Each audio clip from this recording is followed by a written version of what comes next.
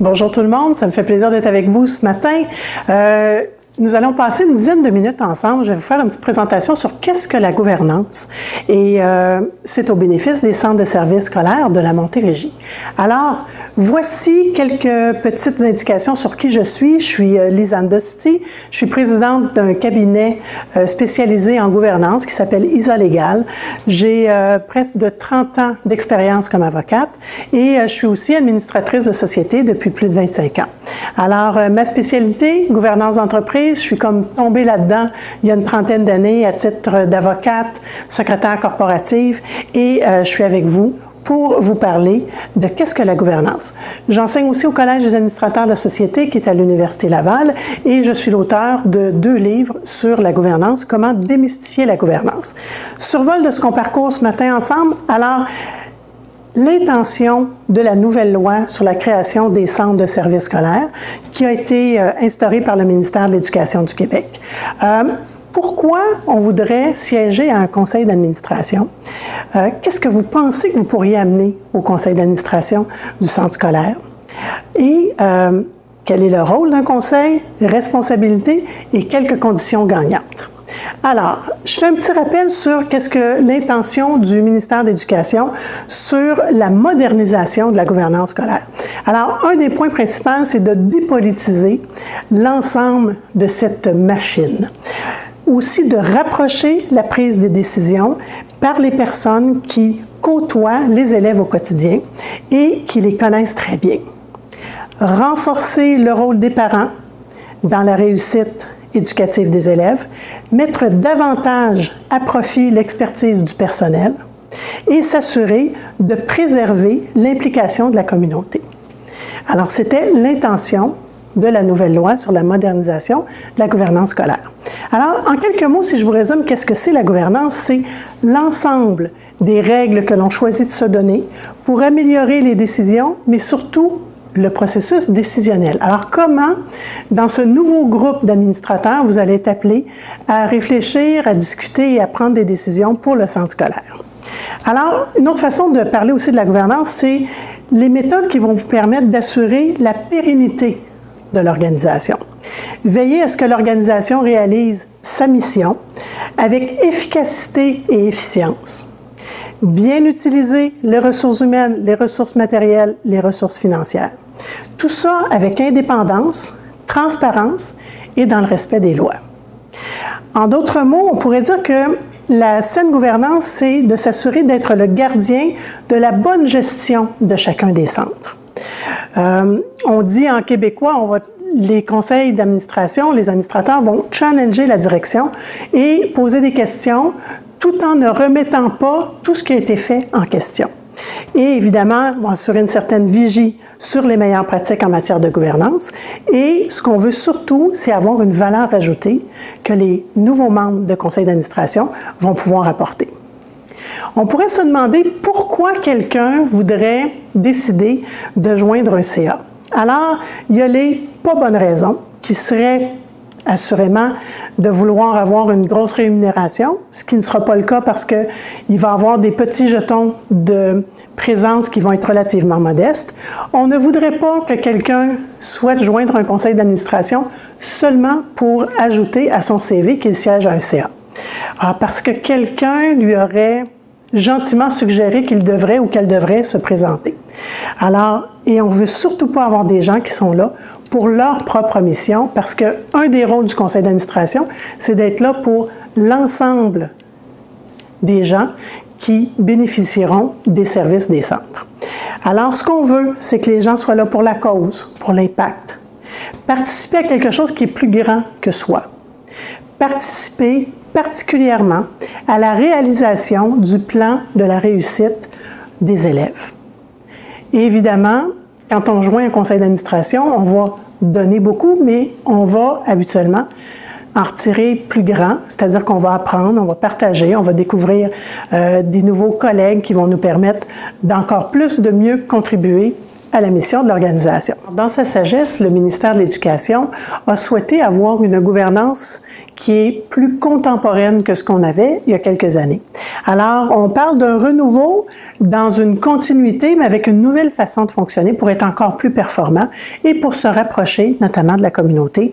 Et voyez-vous, on aura 15 administrateurs autour de la table, 5 membres par an, 5 membres du personnel et 5 membres de la communauté. Il y aura aussi 3 comités du conseil d'administration qu'on appelle dans le jargon les comités statutaires où on devra avoir des administrateurs qui vont souhaiter se joindre à ces comités-là. Et je vous dirais qu'une grande nouveauté sera probablement la réduction du nombre de réunions par année. Certains centres avaient de 12 à 24 réunions de conseil d'administration par année, plus des réunions de travail, plus des réunions du comité exécutif. Alors, ce qui sera probablement privilégié, c'est d'avoir entre 4 et 8 réunions par année, c'est-à-dire une au trimestre, et une réunion entre chaque trimestre, avec quelques réunions de rencontres de travail avant les CA et les rencontres des comités statutaires. Alors, ce sera une nouvelle façon de voir les choses et ce qui va nous permettre de pouvoir avoir seulement moins de 10 CA par année, ce sera probablement une approche beaucoup plus stratégique et macro, et j'y reviens dans quelques instants. Alors, gouvernance contemporaine, on aura la différence entre l'arbre, donc le directeur et la directrice générale et son équipe, et le conseil d'administration qui devra voir un peu plus la forêt comparativement à l'arbre. Alors, le conseil d'administration aura un rôle stratégique et beaucoup plus macro. Donc, il va s'assurer de faire les choses. Il va être le fiduciaire des avoirs du centre. Et le seul employé qu'il aura, c'est le ou la directrice générale. Par opposition, l'équipe de direction, la direction générale, donc la directrice ou le directeur général avec son équipe, va voir à la gestion quotidienne de l'organisation. On est plus dans le micro management. On va être dans l'administration, on va faire les choses, on va gérer le budget et la direction générale engage le personnel. Alors, on est vraiment dans une approche beaucoup plus stratégique avec le conseil d'administration, macro, par rapport à une gestion quotidienne. Quelques qualités qui seront recherchées pour devenir un bon administrateur. Je vous dirais, dans mon jargon à moi, j'appelle ça aussi l'ADN de l'administrateur fantastique. Alors, on va s'attendre à ce que les gens aient une certaine disponibilité. Quand je suis en classe, je parle souvent d'un petit quiz. Combien de temps on pourrait penser qu'on devra investir quand on joint un conseil d'administration? Alors, je vous dirais que techniquement, on est autour d'une centaine d'heures par année. Fait que si on le décortique, on est à peu près 2 heures par semaine, mais ce sera jamais vraiment 2 heures à tous les mercredis matins de 8 à 10. Ça va être éparpillé sur l'année en fonction des réunions de CA, notamment les trimestres. Mais quand on décide de joindre un conseil, il faut s'attendre à avoir une certaine disponibilité pour l'organisation. Alors, on va être autour de au moins 8 réunions par année avec les comités. Et si vous décidez de joindre un comité, il faut peut-être rajouter un petit 50 heures. Et dans votre sagesse, si vous décidez de postuler pour devenir président de conseil ou présidente de conseil, on pourra peut-être y ajouter un autre petit 50 heures. Alors, ça va être entre 5 et 50 heures. Alors, ça prend une certaine disponibilité. Évidemment, le centre aura déjà coordonné et planifier dans le calendrier toutes les réunions habituellement 1 an d'avance. Alors, vous serez capable de mettre ça à votre ordre du jour, à votre agenda, mais soyez avisés qu'il y aura une certaine disponibilité. En termes de rémunération, ce sera un poste qui ressemble plus à un poste bénévole parce que la rémunération, le ministère devrait bientôt sortir l'enveloppe pour les jetons de présence, mais ça sera beaucoup plus modeste que ce qui était payé avant. Alors, on va vouloir aussi avoir des gens qui ont de l'engagement. Donc, ils vont se préparer, ils vont se pointer, ils vont parler pendant les réunions, ils vont prendre position, mais aussi avec un certain détachement parce qu'on ne veut pas que les administrateurs s'immiscent dans la gestion quotidienne qu'on appelle aussi la microgestion. On va vouloir rester macro et beaucoup plus sur le volet stratégique. On va vouloir avoir des gens qui ont une indépendance d'esprit. On va vouloir avoir des gens qui sont intègres et qui ont aussi une certaine transparence parce que c'est très important en vertu pour tout le volet éthique. On va vouloir aussi avoir des gens qui ont une capacité d'écoute. Je vous dirais que quand je fais mes petits sondages, quand j'enseigne, l'écoute est une des qualités qui revient régulièrement et très fréquemment. On va aussi vouloir des nouveaux administrateurs qui ont une certaine patience. Parce que, je vous dirais, comme on dit en québécois, le learning curve ne sera pas 5 minutes. Ça va prendre quelques réunions de conseil d'administration avant que tous ces gens-là puissent apprendre à travailler ensemble, développer une nouvelle dynamique de travail. Et je vous rappelle, comme tout à l'heure, on va avoir 5 membres par an, 5 membres du personnel et 5 membres de la communauté qu'on appelle les cooptés. Au niveau des règles que le ministère a mis en place, il souhaite avoir des gens de la communauté. Il y a déjà 5 profils qui ont été énumérés. Une personne pourrait coter 1 ou 2 de ces profils-là, ou 3, mais quelqu'un qui a une expérience en éthique, ressources humaines, gouvernance, finance, comptabilité, gestion des ressources financières ou matérielles, milieu communautaire, santé ou culturel, le milieu municipal, la santé, services sociaux et des affaires. Et ce que je trouve fort fascinant, c'est qu'on devra tenter d'avoir quelqu'un entre 18 et 35 ans, et je pense que c'est formidable. Notre jeunesse nous permet de rester jeunes.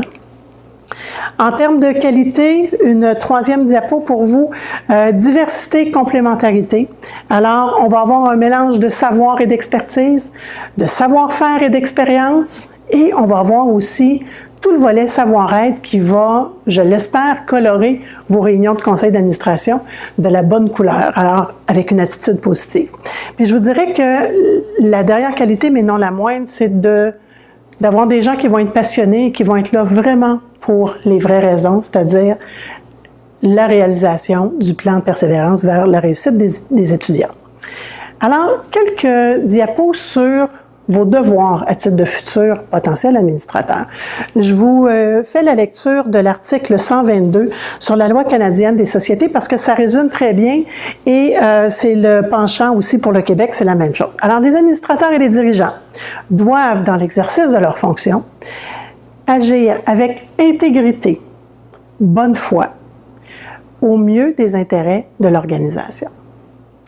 Avec le soin, la diligence et la compétence dont ferait preuve, en pareilles circonstances, une personne prudente. Alors, je vous laisse avec ceci 2 secondes et là, je vous amène, on va décortiquer tout ça.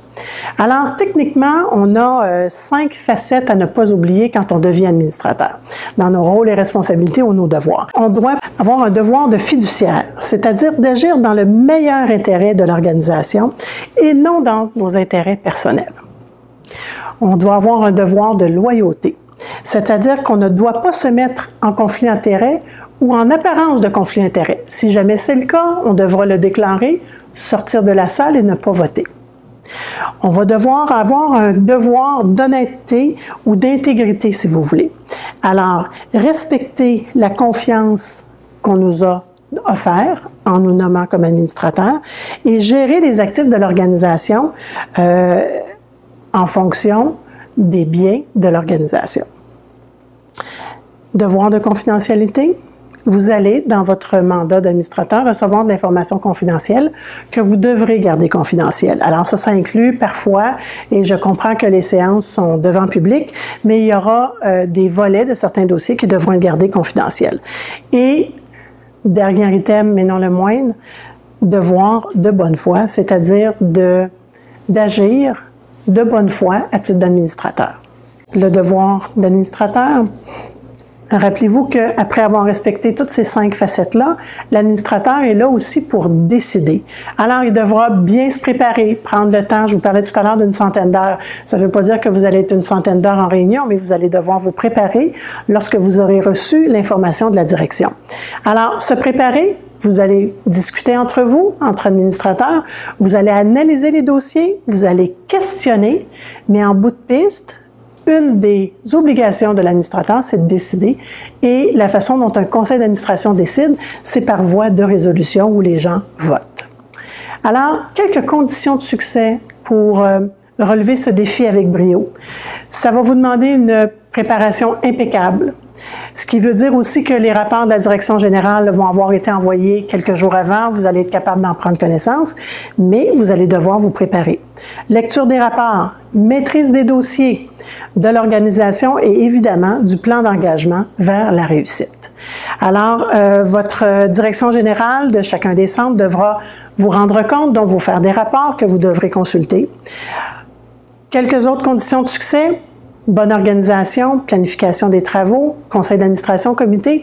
Je vous parlais tout à l'heure qu'on aurait probablement 4 à 8 réunions, donc une au trimestre, une entre les trimestres.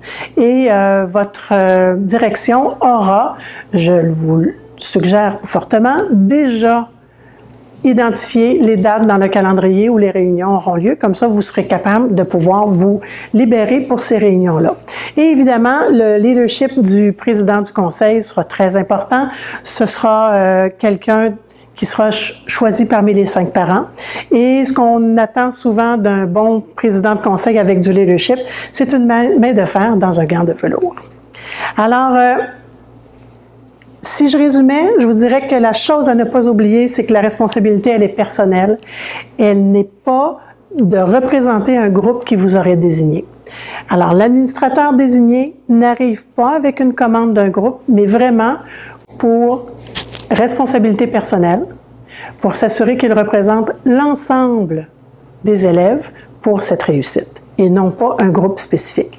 Alors, je vous dirais que la chose la plus importante aussi, au-delà de tout ce qu'on vient de voir, si vous avez le goût de déposer votre candidature et que vous êtes nommé ou désigné, mais rappelez-vous que c'est toujours aussi un privilège de siéger à un conseil d'administration. Alors, préparez-vous.